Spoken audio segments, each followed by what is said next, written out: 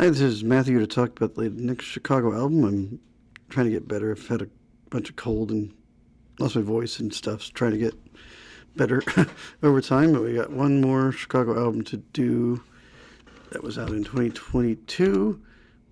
More from this moment, Chicago 38 overall. So, and it was out in 2022, I believe. I'm double check that. I think that's right. Check Wikipedia again.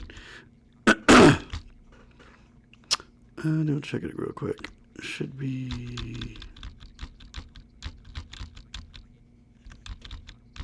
Yeah, 2022. Yep. Came about because one of the guys was for Eyes of March, another guy and a producer. Let me grab their names really quick here.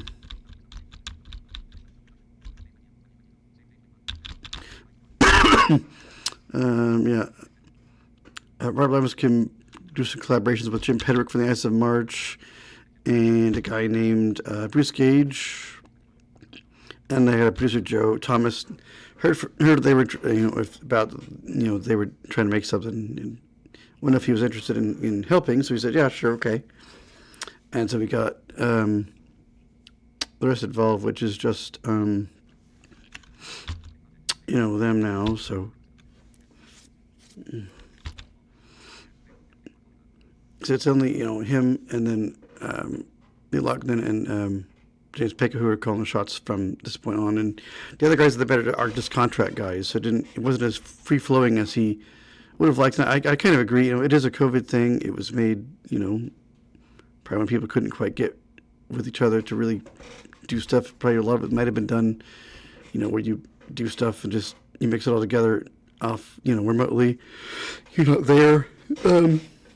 Very keyboardy in a lot of places. I hadn't thought about it until I heard it again a few weeks back when I meant to do this review in the first place, but got kind of sick and couldn't do it. But I kind of noticed that, and they're not quite as the newer guys aren't quite as good as like Jason Shep and Bill Champlain and some of those guys they had before. Not that they're bad. It's just they're not. I don't think they vocal talent isn't maybe as there. Maybe some of the writing isn't quite the same. Instrumental and whatnot, different contributions and stuff, but it's still pretty good. I prefer earlier incarnations, but not that these guys they do better with. I think to me, they do better doing the older material than newer stuff. At least from what I've heard, there was when was that? Around that period, they did you can go find it. It's a live album of when Chicago 2 got, it was the anniversary of its, being released. And so they did that live with some other material. I forget what it's called right now. It is out there to stream, so is this. We're just going to go briefly through it, though. Some good songs. But it hadn't had anything just as 2014 really of truly original material, so. We start out with Born for This Moment, which is the title track, of course. Robert Lamb and Jim Pedrick wrote it. Doesn't give any vocals. I can't remember either. It's been a while since I heard this, as I said. I bought it around the time and then heard it again, but I got sick. And yeah. If this is a good buy, that was the single, which I did hear at the time. I did hear that on Apple Music. Not a bad tune. A few people wrote it. One, Christopher Barron, Brendan Lowry, and Ben Romans and Joe Thomas. And then Firecracker, Greg O'Connor and James Pankow wrote that one. And then we have Someone Needed the Most, which is O'Connor, Panker, and Dennis Spiegel, I think. And then we have Our New York Time, which is Nam Pedrick and Thomas.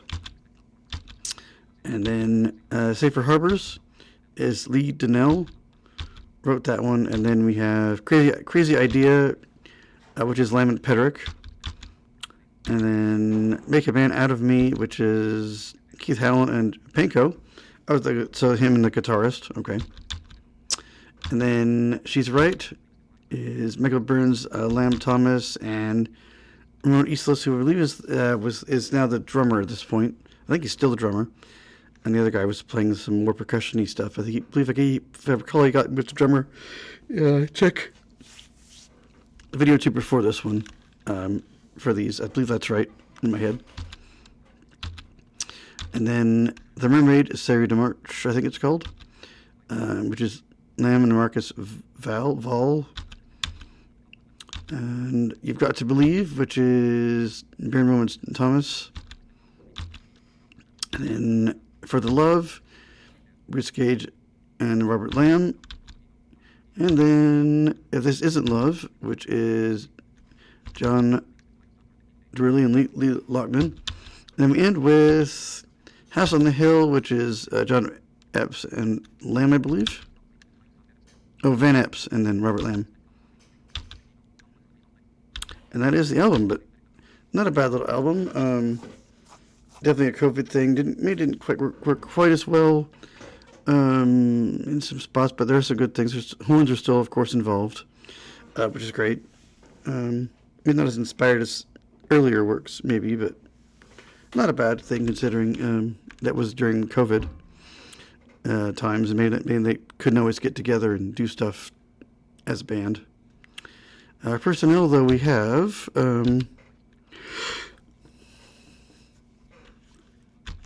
Robert Lamb was on lead vocals, keyboards, and programming, and bass guitar, and acoustic bass guitar and background vocals. Neil Loughlin is on trumpet, guitar, synthesizer, bass, and background vocals, and brass arrangement. James Pecos on trombone, brass arrangements, and keyboards, and a trombone solo, of course. And then, Wilfredo Reyes Jr. is on drums. Ray Herman is on saxophone and flute solos, which is what, of course, Danny Serafine, not Danny Serafine, but Walter Zader, who, of course, has retired up to this point.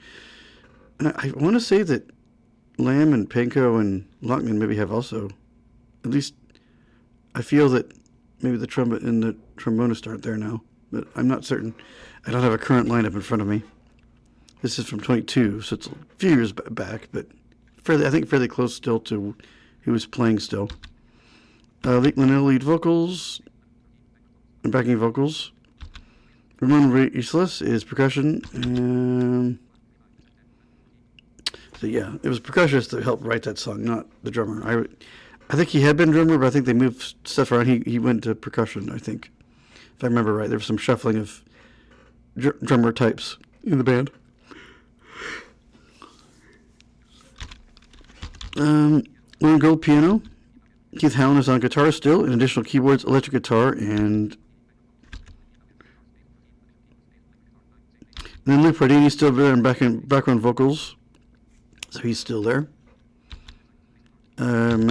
Rhett Simon's on bass guitar, and additional people we have this time: David Angelo violin, Mike Aquino electric guitar.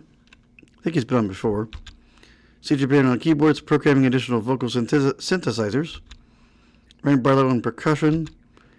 Kevin Bate on cello. David Blumeyer's background vocals. Tom Bukovac guitar solos on some stuff in additional guitars. Oh, and electric guitar too. Chris Kimmon is a Hammond V3 organ. Gotta love those Hammonds. David Davidson violin. Richard Davis on electric guitar and a guitar. Simon Dortch background vocals. Michael Francis acoustic and electric guitars. Simon Fryer on cello. Bruce Gage is guitars. David R. Hethering as on cello. Jim Jess synthesizer programming and a guitar. Bobby Kimmel guest vocals. Audrey King on cello. Desislama Gondova, I think. Violin solo. Hank Lindemann on guitars, electric and 12-string guitars, and additional guitars. And background vocals. Guido Luciani, additional guitar. Kevin McKenzie on drums. Kevin? Kevin? Maybe Kevin McKenzie on drums. Greg O'Connor keyboards, programming and arrangements. Rick Parker is on piano. Rich Patterson bass guitar. Joanna Pearl background vocals. Jim Pedrick on guitars and keyboards and additional guitars. Of course. Tim Pierce acoustic and electric guitars. Ben Rumans on keyboards and programming and synthesizers. John Rutledge on background vocals. Larry Smith background vocals. Tom Sesniak bass guitar and cello arrangement. I forget which track had strings on it, but there were, I think, a couple. Joe Thomas on background vocals and synthesizers and keyboards. Acoustic piano and bass guitar and a heavy through organ and a Hofner bass and additional keyboards and additional guitars, additional synthesizer and string arrangements. That guy was busy. Man, oh man. Busy, busy, busy. John Phillips to string arrangements. Paul Whitner on cello. Kristen Wilkerson string arrangements and viola and slash leader. Not sure what that's about. And that is the band. Yeah, lots of additional people making that happen. But yeah, not a bad album considering it was a COVID thing, and maybe the people aren't quite as good as others have been. But they're not bad. They're not horrible. I don't hate it. It's just different. As people change and move around and things as time moves on and people leave and stuff. I think that's it. There was a 23 Christmas hits thing. I will try to see if I could find that. It's not linked to Wikipedia, so I'm not sure. Obviously, going to be a compilation. I don't know if there's been anything since that. As of June 3rd of 2026, I don't recall of any other albums I know of yet that have come out. Really, others have, but as far as numbered ones go, this is just about it. I think. I'll double check for that, but this is probably going to be it for that band. But I'll keep an eye out if things come along. So hopefully something new will emerge. Somebody under that name of Chicago. Hopefully keep the band going. But that's it for the moment. I will see if I can find that other one and see if I can do a quick video about at least what's on it, since it's all going to be material we have already covered. Just not in that track order, probably. I'll do it for now and see you guys again in the next video.